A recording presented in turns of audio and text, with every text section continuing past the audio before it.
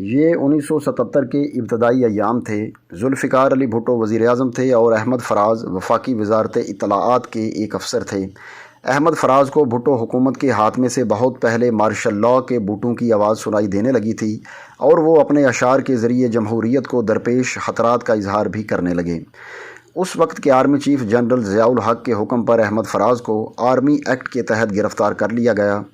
عام خیال یہ تھا کہ آرمی چیف نے احمد فراز کی گرفتاری کے لیے وزیر اعظم بھٹو سے باقاعدہ کلیئرنس لی تھی، لیکن آرمی ایکٹ کے تحت ان کی شاعری کے خلاف مقدمہ بنانا مشکل تھا، لہٰذا انہیں بھارتی ایجنٹ قرار دے کر گرفتار تو کر لیا گیا، لیکن مقدمہ بنانے کا کام گرفتاری کے بعد شروع ہوا۔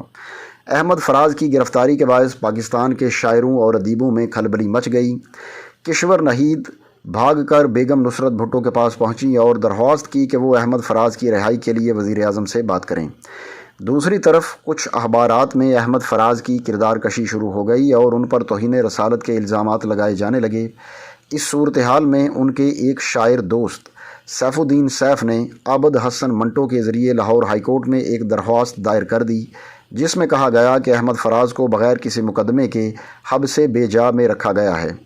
لاہور ہائی کورٹ کے جسٹس افضل ضلع نے درخواست گزار کے وکیل سے پوچھا کہ آپ کے خیال میں احمد فراز کو کس نے گرفتار کیا ہے؟ وکیل نے صاف بتایا کہ احمد فراز کو فوجی حکام نے گرفتار کیا ہے اور انہیں آزاد کشمیر کے مانسر کیمپ میں رکھا گیا ہے۔ جج صاحب نے متعلقہ فوجی حکام کو عدالت میں طلب کر لیا۔ ایک فوجی افسر نے عدالت میں احمد فراز کی گرفتاری کی تصدیق کی۔ عدالت نے پوچھا کہ احمد فراز کے خلاف آپ کے پاس کون سا ثبوت ہے؟ جواب دیا گیا کہ ثبوت تلاش کیا جا رہا ہے۔ عدالت نے احمد فراز کو فوری طور پر رہا کرنے کا حکم دیا۔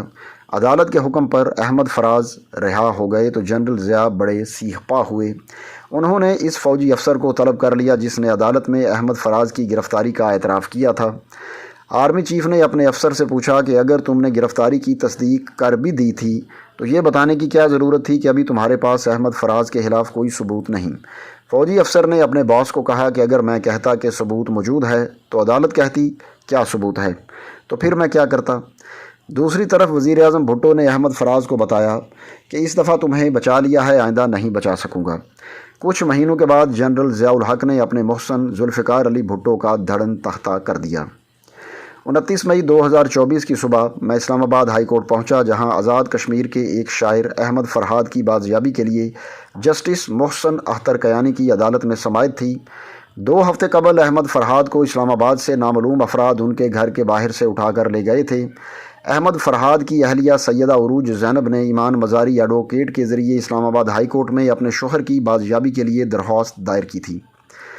اسلام آباد پولیس نے احمد فرحاد کی گرفتاری سے انکار کر دیا۔ عدالت نے سیکرٹری دفاع سمیت کچھ خفیہ اداروں کے افسروں کی جواب طلبی کر لی، جس پر وفاقی وزیر قانون اعظم نذیر تارڑ سیخ پا ہو گئے۔ اس دوران عدالت نے مجھے اپنا معاون مقرر کر دیا اور پوچھا کہ لاپتہ افراد کے مقدمات کی رپورٹنگ کے مثبت اور منفی پہلو کون سے ہیں اور کیا قانون ان مقدمات کی رپورٹنگ سے روکتا ہے یا نہیں۔ عدالتی معاون مقرر ہونے کے بعد ہر سماعت میں میری موجودگی لازمی تھی۔ بدھ کی صبح میں عدالت پہنچا تو 2 ریٹائرڈ فوجی افسران نے مجھے احمد فرحاد کیس سمیت 4 مختلف مقدمات کی تفصیل فراہم کی، جس میں حاضر سروس فوجی افسران عدالت میں پیش ہوئے تھے۔ یہ دونوں ریٹائرڈ فوجی افسران بتا رہے تھے کہ جس طرح فوج ملک کا ایک اہم ادارہ ہے، اسی طرح عدلیہ بھی ایک اہم ادارہ ہے۔ اگر پاکستان کا کوئی شہری لاپتہ ہو جائے تو ان دونوں اداروں کو آپس میں لڑنے کی بجائے ایک دوسرے سے تعاون کرنا چاہیے، کیونکہ قانون بھی یہی کہتا ہے۔ انہوں نے مجھے آرمی ایکٹ کی ان دفعات سے آگاہ کیا جو فوج کو پولیس سے تعاون کا پابند بناتی ہیں، اور ماضی قریب کے عدالتی فیصلوں کے حوالے بتائے جن میں فوج نے عدلیہ کے ساتھ بھرپور تعاون کیا۔ میں دعا کر رہا تھا کہ آج اٹارنی جنرل احمد فرحاد کا پتہ بتا دیں اور ریاستی اداروں میں ٹکراؤ کی صورتحال پیدا نہ ہو۔ 11 بجے کیس کی سماعت شروع ہوئی تو اٹارنی جنرل کے ساتھ ساتھ وزیر قانون اعظم نذیر تارڑ بھی عدالت میں موجود تھے۔ اٹارنی جنرل منصور اوان نے عدالت کو بتایا کہ احمد فرحاد کے خلاف آج ہی ایک FIR درج ہوئی ہے اور وہ آزاد کشمیر کے علاقے دھیر کوٹ کی جیل میں بند ہے۔ یہ سنتے ہی جج صاحب سمیت ہم سب کے چہروں پر اطمینان کی لہر دوڑ گئی۔ جج صاحب نے اٹارنی جنرل سے کہا کہ آپ یہ کام 2 ہفتے پہلے کر دیتے تو معاملہ ختم ہو جاتا۔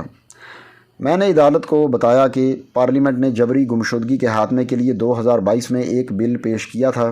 اگر اس بل پر عمل درآمد ہو جاتا تو آج ہم آپ کے سامنے کھڑے نہ ہوتے۔ احمد فرحاد کے اہل خانہ کا ان سے رابطہ قائم ہو چکا ہے اور اب وہ لاپتہ نہیں رہے۔ احمد فرحاد کی بازیابی کا کریڈٹ جسٹس محسن اختر کیانی کو جاتا ہے، جنہوں نے بڑی جرأت، حوصلے اور تدبر سے ایک لاپتہ کشمیری شاعر کو اس کے خاندان سے دوبارہ ملوایا ہے۔ اس سلسلے میں احمد فرحاد کی اہلیہ اور ان کے وکیل ایمان مزاری بھی داد کے مستحق ہیں، جن پر دباؤ ڈالا گیا کہ وہ بیان دے دیں کہ احمد فرحاد اپنی مرضی سے غائب ہو گیا تھا، لیکن انہوں نے انکار کر دیا۔